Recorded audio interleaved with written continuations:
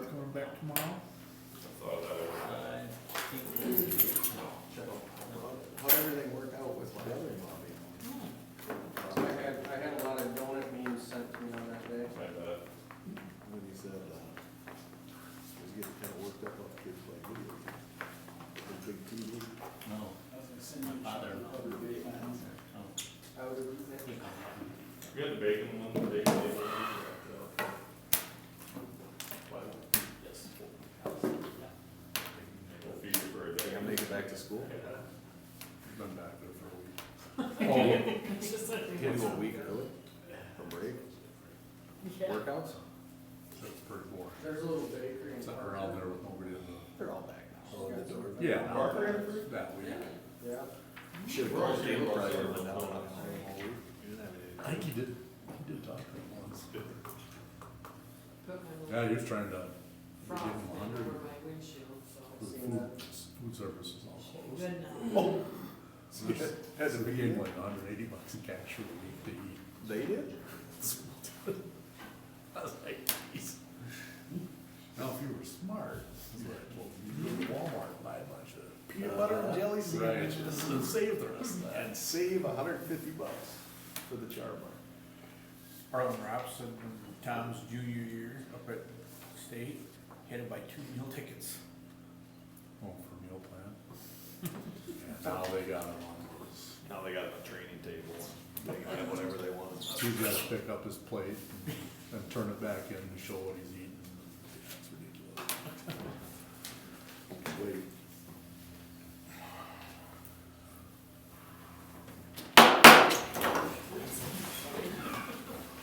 Allegiance to the flag of the United States of America and to the republic for which it stands, one nation, under God, indivisible, with liberty and justice for all. All right.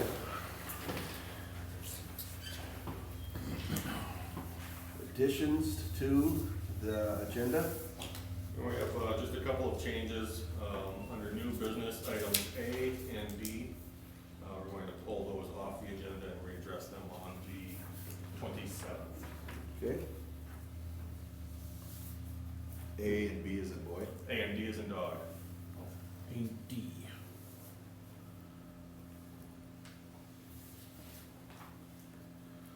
All right. Any others? I'd make a motion to move Mitch's engineering report up to first report, so he can get on the road. Second. Okay. All in favor? Aye. All right. We moved it up to what was it? First item in the report, so from Nate. Boom, got it. Okay, thanks. All right, any others? All right, all in favor of the agenda as we've said it, signify by saying aye. Aye. Opposed, same sign. Motion approved. Visitors to be heard.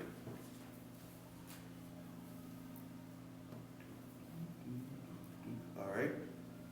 Being as there is none, we will move on to the minutes for December 30th, 2019. Motion to approve. Second. Jackson and Billy, discussion? All in favor? Aye. Opposed, same sign. Minutes approved. Claims, Motion to approve. Jackson, Second. Chad Wolf.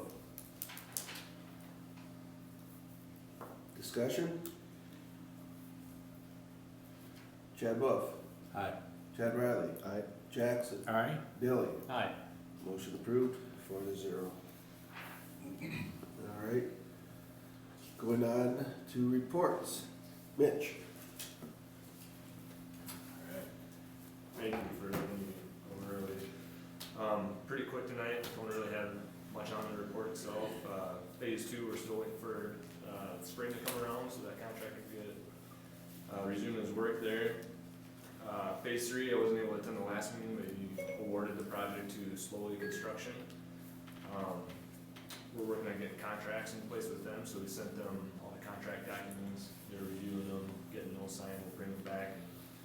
City staff will bring them to the mayor to execute. And then we'll have those probably in place within the next week or two, I would say. Over the next few months, we'll probably be talking about, a public meeting. I think we talked about February once upon a time, about having a public meeting. I think I'd like to do a public meeting with phase 3 and phase 2 people, just to, so they can all come in and hear everything too. So we'll be working that inside in our office, and then the contractor will probably have shop drawings and those types of things that we'll start reviewing for them. But until spring hits, we probably won't do a lot of, work or progress being made on until that can happen, so. Yeah, I think those public hearings would be good, keep the people informed and. Yeah. Agreed. On the force account side, we met with city staff, was that last week? We're talking about getting the 2020 asphalt repairs project put together. We had a draft of that at the last meeting, so we're just making some changes to that. But I would expect that we're gonna come with a project there just to advertise. It's quite a bit smaller scale than it was last year. We're not anticipating as many roads to repair, but we've got a budget that we're working with from city staff that will reflect that. We're working with, on bid package for sanitary and sewer televising as well. So we're working with city staff to work out that budget and what that project might look like. Done some various cost estimates, and we've put together plans for the 2020 slurry seal for next year. So those are in Sioux Falls' hands. And they'll be bidding that project here in next month or so, I would guess, so.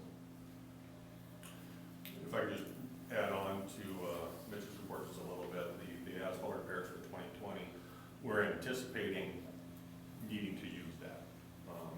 And if we have a similar situation to 2019 where it's significant frost heaves on some roads, that's where we use it. If we don't, by some miracle, have that same thing happen this year, we have identified a couple of streets that will simply resurface instead. So either way, that money will be used. And we'll have the bid done earlier, Yeah. so we have our prices established, so if we do have some areas that blow out, we can contract and get to them right away. Sounds good. Excellent. Any questions? Motion to approve. Second. Chad Wilson, Chad Riley, all in favor? Aye. Both same sign, motion carries 4-0, thank you, Mitch. Thanks again. Yep, Mitch. Thanks. Yeah. Yeah, very safe. Nate, your report? Right, my written report is in your packets. I'm not going to go over everything there. I did want to point out some 2019 accomplishments. I asked all department heads kind of look back on their year and what they were most proud of in terms of what was accomplished in each department. So you'll see a list of those things there. I think overall, looking at us financially, I'm happy with where we ended the year. I think Denise and I have both made clear we weren't in love with the 2019 budget, but we made it work to the extent that we could. Getting the police department up to speed technology-wise, I think was a huge step forward for that department. And I was actually at the police department staff meeting on, I think that was Thursday night, and got to see Sergeant Roman really work through some of the new modules that we have and what they offer in terms of efficiency and especially officer safety with GPS tracking and those kinds of things. And you add radios and body cams on top of that. I think we've made a lot of progress in that area. Given that it was the wettest year on record, I think there's a number of things you can say about runoff for the year. I don't think Jeremy would ever call us an accomplishment, but I think sewer backups were minimized this year, thanks to a lot of preparation ahead of time, getting pumps in place, getting back trucks on standby, and really seeing the forward first action plan on preventing those kinds of things for our residents. But there's a lot of stuff on there that I think we can certainly be proud of for 2019, but also a lot to build on that. As all of you know, I've said since probably my first month here that there's a good 9-10 years of work for me to do, and that's still the case today, and we'll just keep chipping away at those kinds of things. Countryside Addition TIF District, we had, I and Brock and Chad Riley had lunch with Jim Schmidt from the County Commission on Friday. Good discussion, good questions about where things sit, some of the questions that he's heard from other members of the community and the county. And so we have another meeting tomorrow at the County Commission meeting, where they've set aside, essentially set aside an hour for us to talk about this, get questions from the commission, and more or less tee up this idea a little bit better in terms of making sure that everybody has the information they need. So looking forward to that meeting tomorrow, and hopefully moving this thing forward sooner rather than later. I kept policies and procedures on here because we're still not wrapped up with that. As you'll recall, we had a couple of areas that still needed more review, and the public works policies and procedures pieces need to be pulled together a little more. They're going to need a little more time on that. So the police department policies and procedures are still with the city attorney. I do expect that to take quite a bit of time. That's probably where we have the most liability, given the area of work that encompasses. The 2035 plan, we're working with Stockwell to identify costs. Again, once we have some of that put together, we'll set up those board meetings and get more information out to residents so they can learn about what the plan is, what it would mean for them in terms of impact on tax dollars.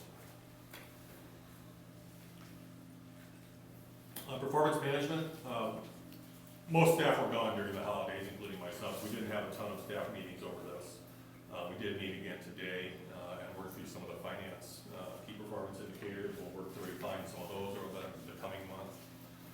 But each meeting we'll really start putting together a bigger plan in terms of how we're going to monitor performance at City Hall and in all departments. My hope is to have some sort of dashboard in here that residents and council members can keep an eye on, but also make sure we have it distributed out as much as we can. As with the new year, always get new priorities.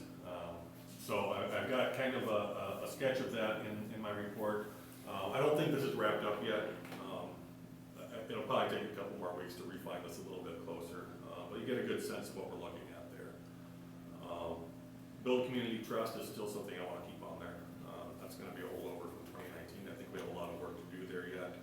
Certainly have made a lot of progress, particularly in the area of financial transparency and getting these meetings out to the public so that more people can participate and be a part of it. Infrastructure improvement is obviously a big issue for the town.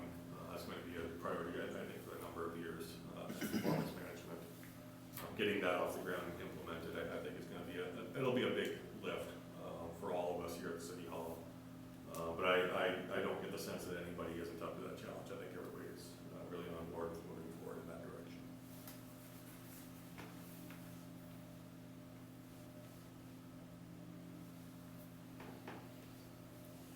Move to approve. Second. Chad Wolf, Chad Riley. Discussion? All in favor? Aye. Opposed, same sign. Motion carries 4-0. Thank you, Nate. Denise? Thank you, Mayor. Highlights for 2019. We kind of wrapped that up with the general fund coming in with all but 3% of budget. And expense coming in under budget by 8%. So I think that was a good ending for 2019. I did do, or included a new report called the Budget Control Summary. And I just kind of wanted you guys to see that. It's basically a summary of what the expenses and revenue are, but it's kind of a quick flash of, so that you can kind of see where it's at. So I might start including that, because I kind of like that report where you don't want to see all the detail, but you want to just see a quick picture. That'll give it to you. Cash balances. General fund is in the negative, but our investments are healthy. So this is mainly due with, again, the timing of our tax dollars that come in. That, and I had to do that transfer to ambulance. So that's what kind of hurt the general fund. So sewer fund is in the negative as well, and that again is due to the Central Basin, and now that it's kind of come to a close, I think that will straighten itself out, and we'll see that in the next couple months. The other thing to point out on, when we talked about fund balances, in past years with the switch to accrual, you won't necessarily see those project costs accounted for in your cash statements. Whether, I don't know if it'll be called construction in progress or Yes. how we'll term it. Yes, that's what but it'll be. That particular is what makes forecasting our financial standing more difficult. Figuring out what is outstanding on this project and what's not, when it really should not be treated that way. So we're looking forward to a lot more clarity Yes, in the coming year, just with that switch alone. yes, so I am working on that. So, so with that, do you guys have any questions? Motion to approve. Jackson, Second. Billy, discussion, questions? I just wanna make a comment, I appreciate you guys' work on this, I know it's been, not just for you Denise, but everybody here involved, it's been an undertaking, and I think we're starting to get a little clearer picture of where things are at, what's going on, so thank you. You're welcome. We The appreciate other it. thing I would add here, if you look at our second penny, we came in over budget on second penny revenue for the year. So, Yeah. that can shift at times, but, some years it'll go down, some years it'll go up. This is 2 years up. So that's a good sign. I hope people are shopping in town as much as they See a can. trend. Yeah. So. We had today's hardware. All right, all in favor? Aye. Pose same sign. Motion carries 4-0. Public Works, Jeremy. Thank you, Mayor.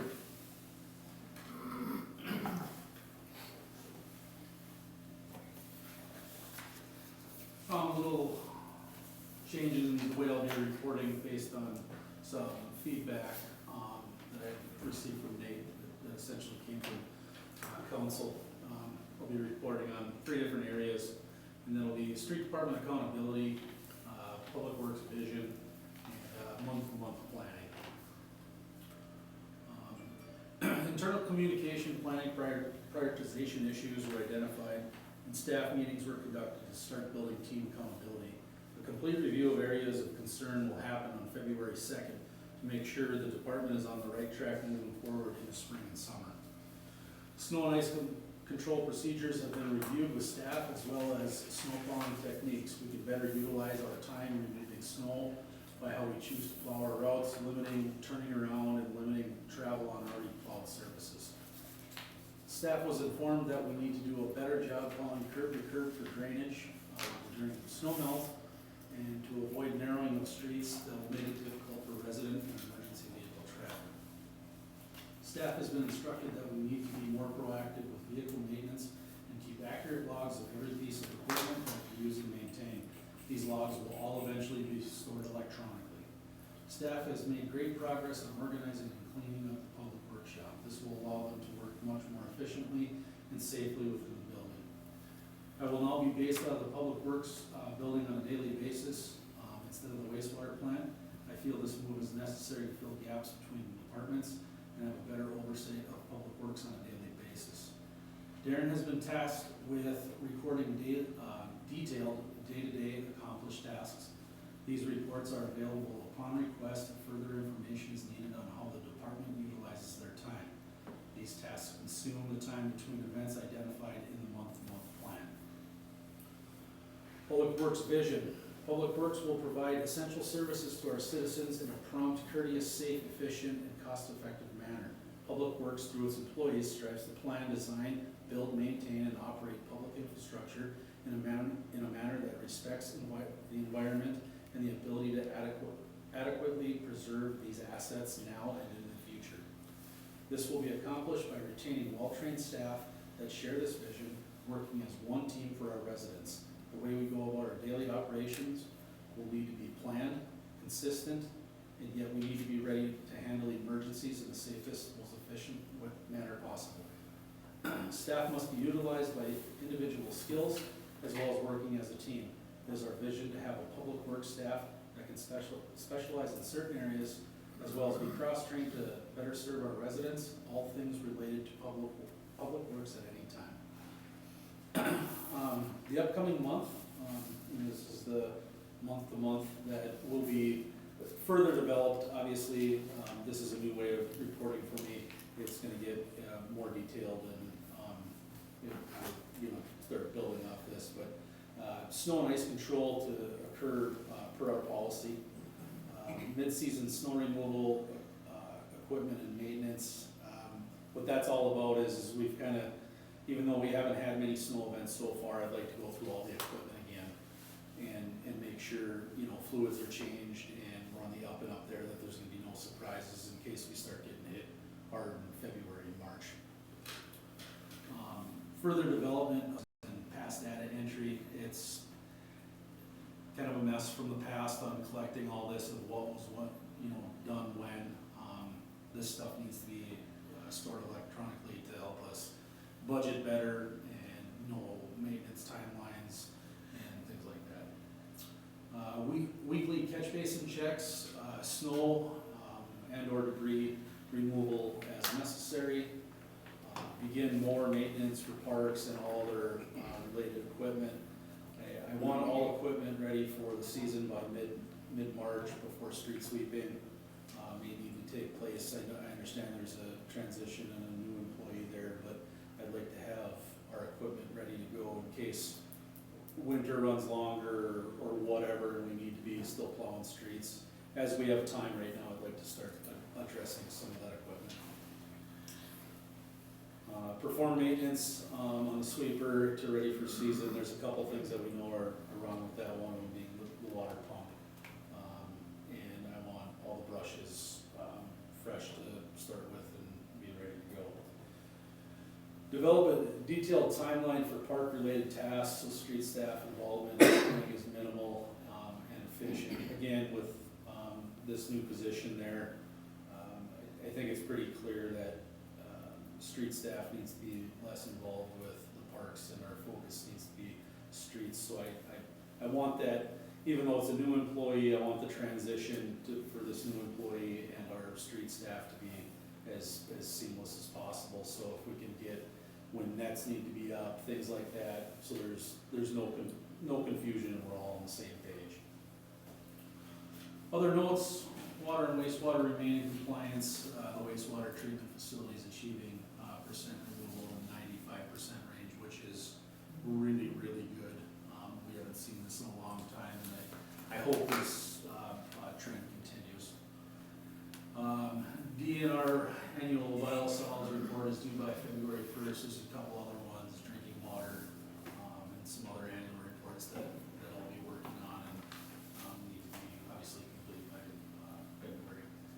Staff will also be eyeing up training that needs to be completed by late spring. The areas of training were identified in their yearly evaluation. The bulk of the training will be on asphalt repair and maintenance. That's our focus right now. So we want to make sure we're getting all the training and maybe learning a few techniques and stuff that's going to help us work more efficiently this early spring and summer.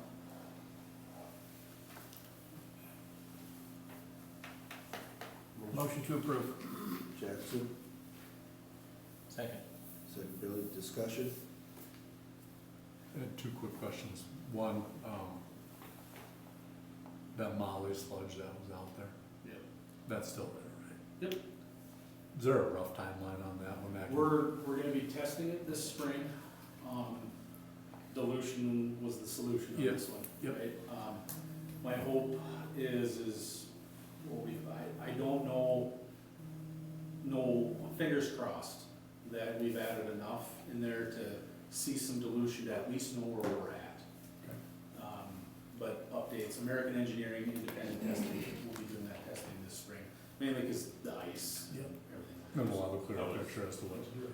And I'll assure you, the DNR is well aware of the situation and we're in compliance with the plan we go forward. I was out there when, I think it was Kyle from DNR, came and did his compliance visit for the year. Very, very easy to go work with in terms of understanding that this stuff takes time very good bid. Cool. The other question I had would, does it make sense, I mean, I know we don't really have a mechanic on staff, and we don't really, our government our size doesn't need that or require that.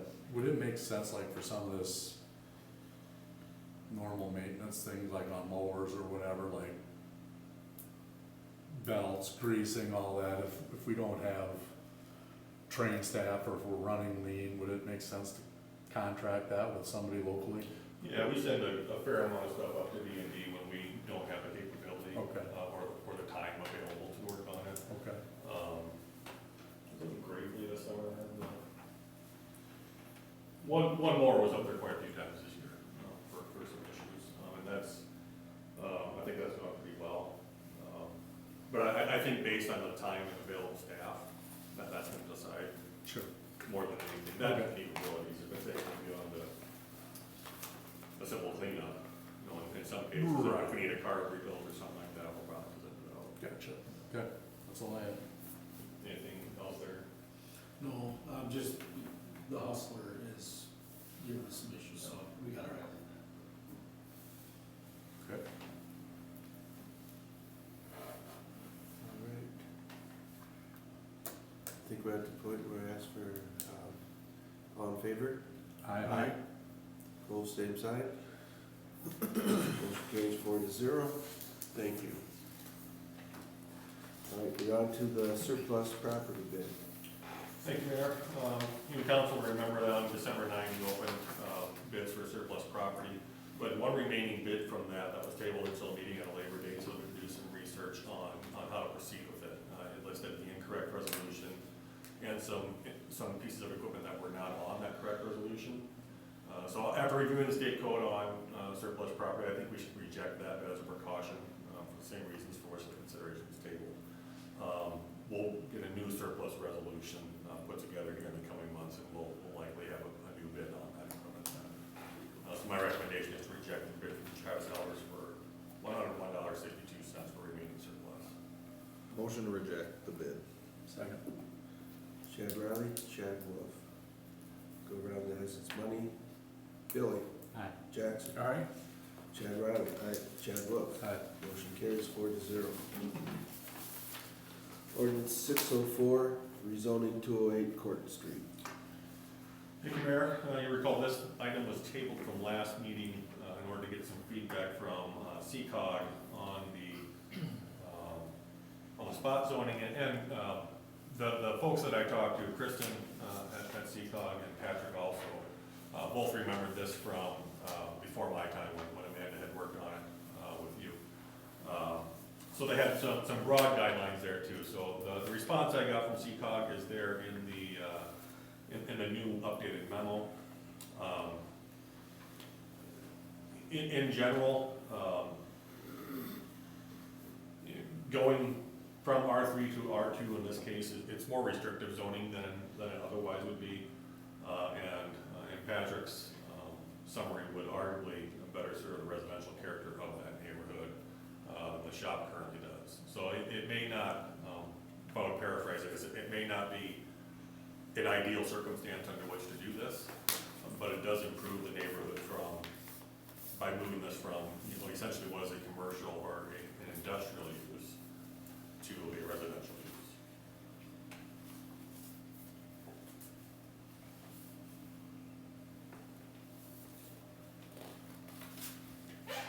I was happy with his response Yeah, on that. that was good, actually. That was from Brett. That's from Patrick's Andrews at Yeah. CCOG. CCOG. Yep. Yep. They've been helping us with all this all along, setting up the correct path to take, so, and Kristen was also involved in looking at that, she helped us set up a comprehensive plan. So,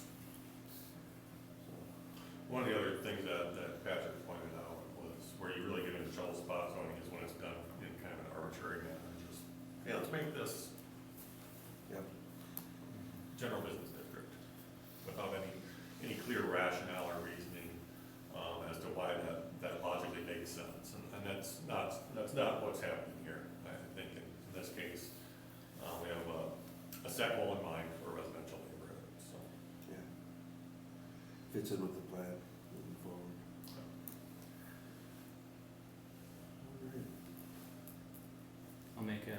motion to approve the first reading.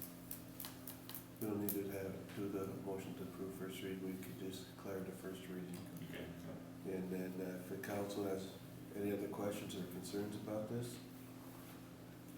then I declare the first reading done. All right. 2020 website upgrades, B. D. yeah, B. 605. D, sorry, yeah, I had to cross out, it was D. Ordinance 605, amending chapter 12, manufacturing homes. Thank you, Mayor. You'll recall that after the 2019 license renewal process for manufactured homes, we began working on a revised ordinance governing manufactured homes based on some of the feedback we had, both from the owners and from our city attorney on making those regulations work better. So during that, after that, we undertook an effort rewriting chapter 12. There are a lot of minor revisions that I won't really go through here, that are more updates to language, changing, in some cases changing the title from finance officer to city administrator, simple things like that. The major updates have to do with the timelines. So under the new ordinance, there'd be a 90-day period between the deadline for applications and the expiration of the license. Before, I think it was 30 days. The new ordinance requires inspection by the code official and building inspector more than 60 days prior to the expiration of that license, gives them extra time to make changes. Requires that deficiencies be provided to park owners in writing. That the city council can deny a license if the deficiencies are not met. Requirement to remove garbage on a weekly basis. And we specified the appeal procedures for a violation of the ordinance. This ordinance has been sent to all the park owners after drafting and sent back again after a couple other revisions. And I've heard from most of them on moving these forward. So in many cases, I think this is progress. It clarifies a lot of things that weren't as clear before, but also gets a lot of input from the folks in the PECs at that license level. So When are the renewals? July 1st? June 30th, I think, is the expiration. Yeah. So we're not that far away from the No. process starting. No, we need to. Get this. We going. started up Okay. soon. Okay. This is our first reading, I believe, correct? Is everybody satisfied with the first reading? Yes. All right, we'll accept the first reading. Thank you. Now we'll go to C. 2020 website upgrades. Thank you, Mayor. You'll have in front of you a proposal from GovOffice. GovOffice is actually our current provider for our website. In the 2020 budget, we budgeted $2,500 for website upgrades. Part of that was based off of learning late in the budget season that we actually had a design credit with GovOffice. So we didn't use all of the money we paid when we first designed the current website. So basically, we have $1,200 already available to use there. Our plan was to use up to $3,700 to upgrade the website. So in your packet, you'll have several options to consider in terms of websites we could, designs we could use. If you've had a chance to look at any of those community websites, I'll give you a kind of a picture of how they compare to our current one. The big thing that we want to change with our new design is to consolidate information and make it much more navigable. I can remember having to call City Hall when I was trying to apply for the position because I could not find the application. It's things like that that should be very easy to navigate to. And I feel like, it's certainly not intentional, but when you have all that information out there, it's hard for people to find it. And so to find a website design that is more modern, but also consolidates information into areas that make sense for people to get it, is a big step forward in terms of digital delivery of government services. So the two options that I think provide the most value to us are the value responsive and the progressive responsive designs. I am going to try and pull those up here. Who has the remote?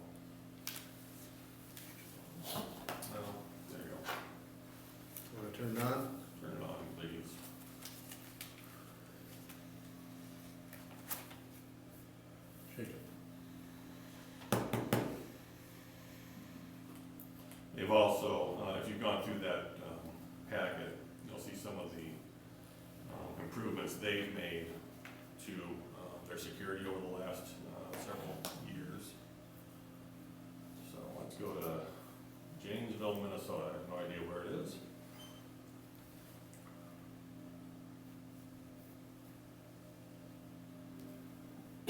So this is the Janesville website. Has a scrolling pictures from the community. Only 5 different headings for people to navigate through. Home, government, community, visitors, and then election information. They're already getting ready for their presidential primary, it looks like. They have quick links below. We can pay our utilities, keep all those active links there, as well as a calendar of events. And which one's that? This is Janesville, Minnesota. This is the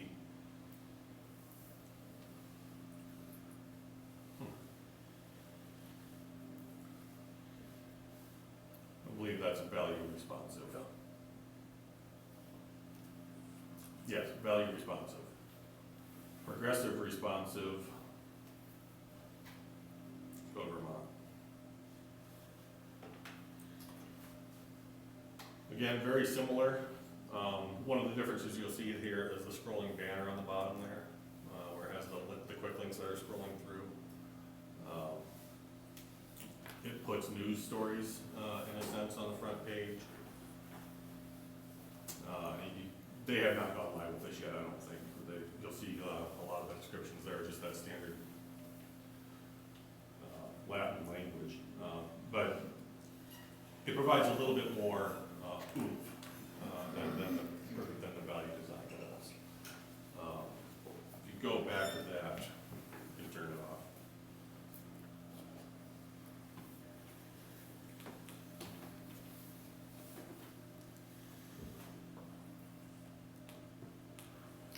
So it does list the differences in this proposal as well. Then the costs there are fairly straightforward. We could continue with the budget responsive design, pay it all this year, and be done with it.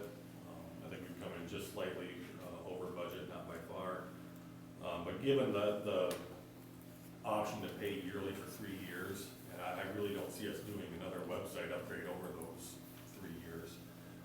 I think doing the progressive or the value responsive would be quite doable in our case. Is the progressive more mobile friendly, as it seems Yes. like? Yes. That's what Ours is everybody's on the going wall. to. Yep, I reach out. It is. I think the mobile friendly one is to go in. You see people using their phones all the time. I use it to pick it up. You don't computer, why use it when you got your phone right there? I think both of them are very mobile friendly, but progressive is going to have features that the value one simply won't have. I don't see as big of a difference between the value and the progressive as I would expect to see for the progressive. I would recommend going with the value responsive design. And that's how much? $18.83 a year for 3 years. What's the other one? This one said, your memo said The other value one- was 1883. Yeah. The progressive responsive is $24.83, so another $600 a year. There's not that much difference. Buy 3 years, get the 4th one free. I could certainly propose that. All they can say is no. The worst. All right. So council, where do you sit on this?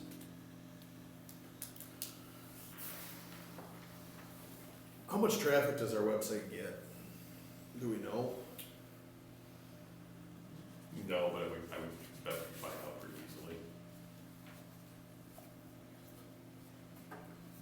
I was don't kind of know. wondering the same thing, just based, I mean, if it's increasing, which I'm sure it probably Yeah. is. It will be, yeah. To me, it makes sense to be progressive in this, and One of the other things we're looking at, we had a webinar last week, a proposal from a company where we can digitize most of our services.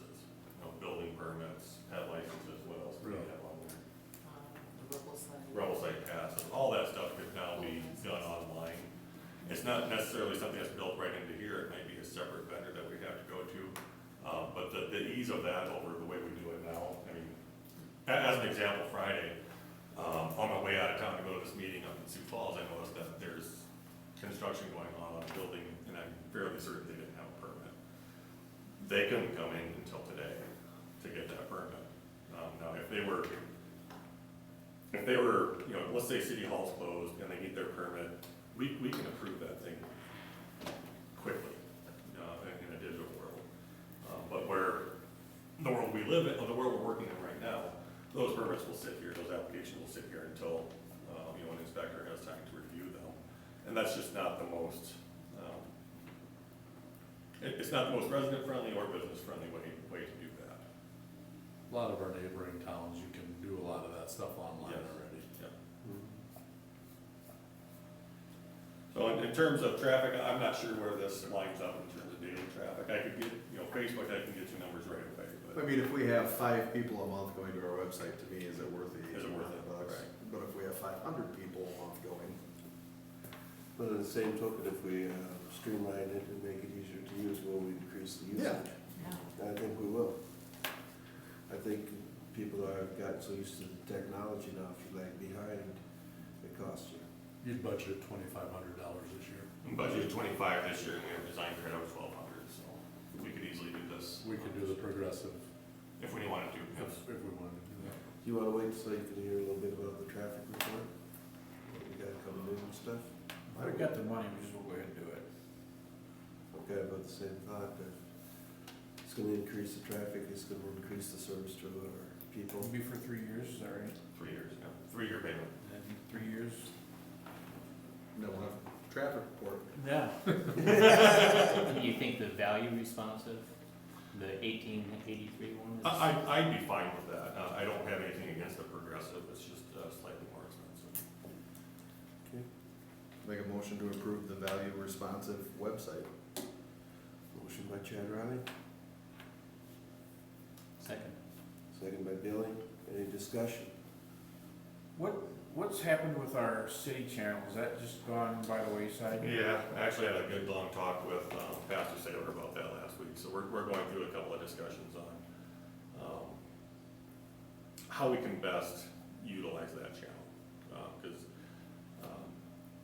really for a year, there hasn't been a whole lot of talk about it, but it hasn't been very active for a year either, so. He's the first time I've heard of anybody having an issue with it, which to me said not a whole lot of people are using it. Well, they broadcast their church service on there, so. So he's looking at how to do that at, you know, Good Sam and Hilda's without that channel.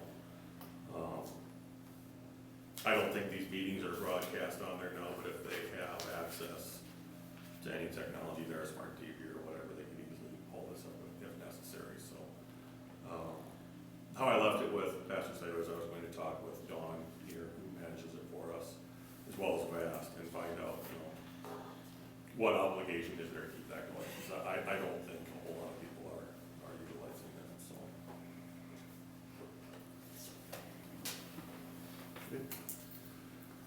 Money of the roll call. Chadwick? Aye. Chad Riley? Aye. Jackson? Aye. Billy? Aye. Motion carries 4-0. Okay. Moving down to E, amendment of city council policies and procedures. Thank you, Mayor. I've had a lot of feedback over the last several months about, well, quite frankly, moving these meetings along in a bit quicker fashion. And the easiest way to do that is to consolidate some of our more mundane, routine items into a consent agenda. This is something that's done by a lot of governments. Lincoln County does it with their commission meetings. Essentially what it does is it consolidates minutes, claims, and reports into one, so that we aren't necessarily giving verbal reports every meeting. It can all be approved in one fell swoop. I know there are times, you have questions tonight about public works, where if you want to discuss something further, you can still bring it up on that consent agenda. If you think it might require a separate vote, then we simply separate it out and handle it that way. So what we're doing tonight is simply updating those council procedures to eliminate those 3 items into one item on the order of business. Motion to approve. Second. Chad Wells, Chad Riley, discussion. The heads of departments will still be attending the meetings, correct, in case there are questions? Perfect. Yeah, they still have to be here. Perfect, get to be here. Have the privilege of attending, yes. Alright. Any other discussion? All in favor? Alright. Opposed, same sign. Motion carries 4-0. F, amendments to snow removal policies and procedures. Thank you, Mayor. Two small updates here to our snow removal policies and procedures that we first instituted last year about this time. First one, I've heard from a few central business district owners. As you know, we clear the main street sidewalks and street for the business owners. But given the lack of a boulevard in the right of way into which we can store snow on our side streets, we think it's important that we try and clear those as well. So if you look up here by the dentist on the north side of the building, Legion, only one. Scott's, but Scott kind of takes care of everything before anybody's up. We would take care of those in addition to what we do on Main Street already, and simply add to the pile of snow that we haul away. So I think it's good for those business owners. It helps them with snow removal, I think, in the long run, and it really doesn't add that much to our plate. The second item, I heard from the fire department some interest in removing melting snow and slush from emergency routes to better respond safely to emergencies. So that language has been incorporated into this revision. That came up at our meeting last week. Following our meeting, the fire department mentioned, I think it was Mr. Strasser, Mike Strasser mentioned it. Yeah. As something that would be helpful. And I think given, the safety around, especially, emergency vehicles and the extra weight that they have, I think that's pretty important. Just before the meeting, I also had, he stopped by, they just returned from a call out and asked if we could look at Second Avenue as a snow emergency road. And I'm a little surprised we didn't have that done already, quite frankly. So to better serve fire and the ambulance, I'd ask that we make an adjustment to the policies to add Second Avenue from Elm to 17 and Cherry from First to Second. And if council's okay with that, I'd like to remove Fourth. I don't know how you feel about removing Fourth as emergency routes. And First is already one. Something we can look at. Yeah. So we'll discuss that one further, and we may come back with later changes on that one as well. This gets both of them out of town to the east to a road that's better capable of handling that traffic. I just make sure it's okay with all the emergency responders before we change taking Fourth off. I'm fine adding them. Good. Will, you have any problem with Fourth being off? All right. Not really, I mean,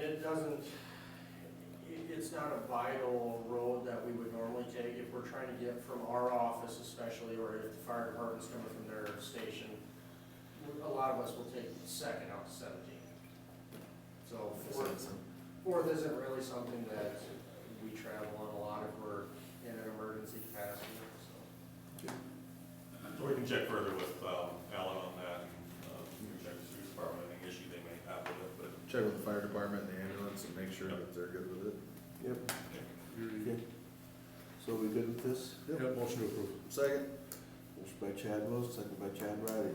All in favor? Aye. Opposed, same sign. Motion carries 4-0. Okay, we're on G, resolution 2020-1-13-01, 2020 wages and salaries. Thank you, Mayor. You'll note in front of you on your desk, you have an amended copy of this resolution. The resolution that was on board docs didn't incorporate the changes to police department wages that were reflected on the spreadsheet. So you'll see that we have the spreadsheet on there as well. Those were the correct ones for the police department. Those are now incorporated here. So I'll just read those out loud so we all ensure that we have that clarified. Sergeant John Roman would be at $25 an hour. Officer Curvin, $20.60 an hour. Officer Thorne, $21.50 an hour. Officer O'Connor, $20.63 an hour. Officer Hendricks, $20.65 an hour.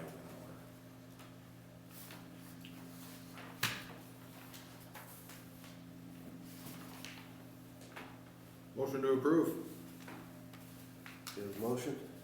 Second. Riley and Wolf. Roll call vote.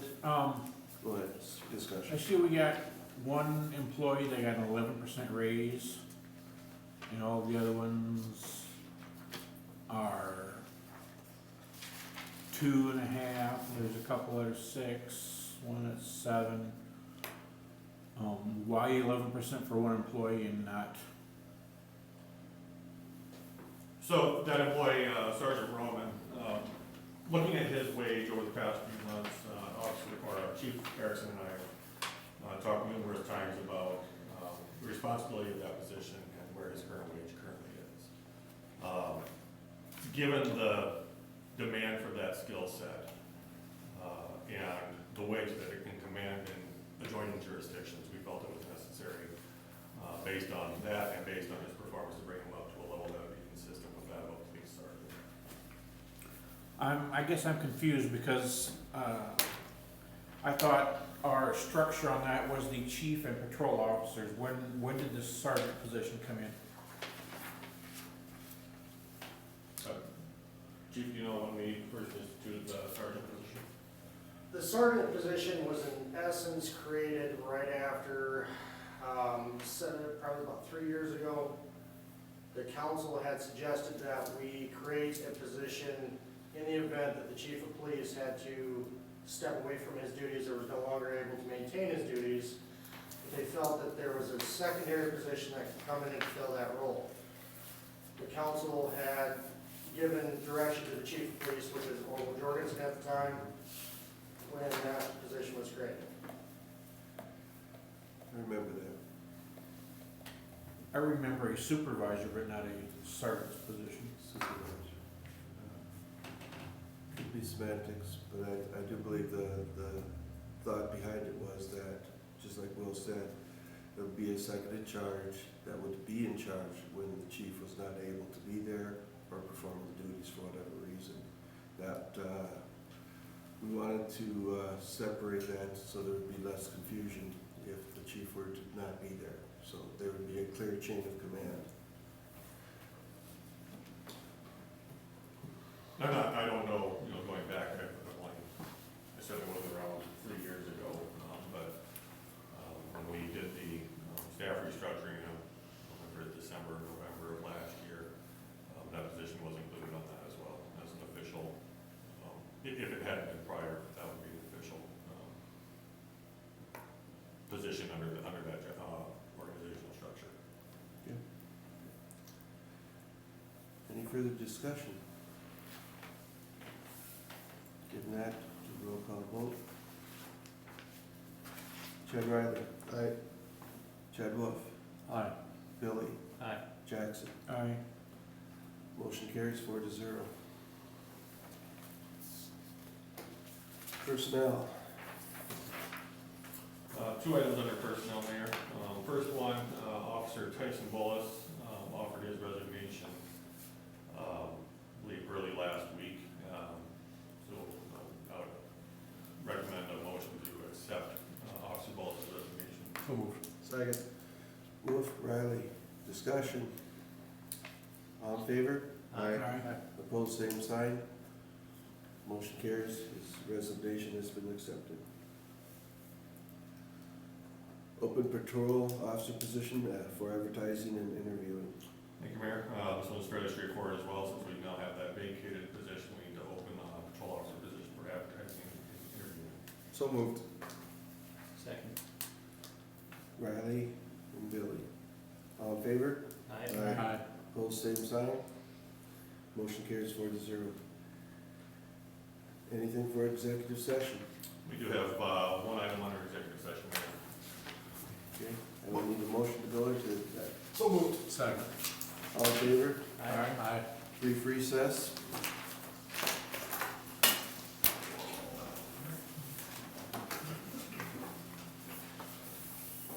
Just leave that or should- Yeah, you can do it.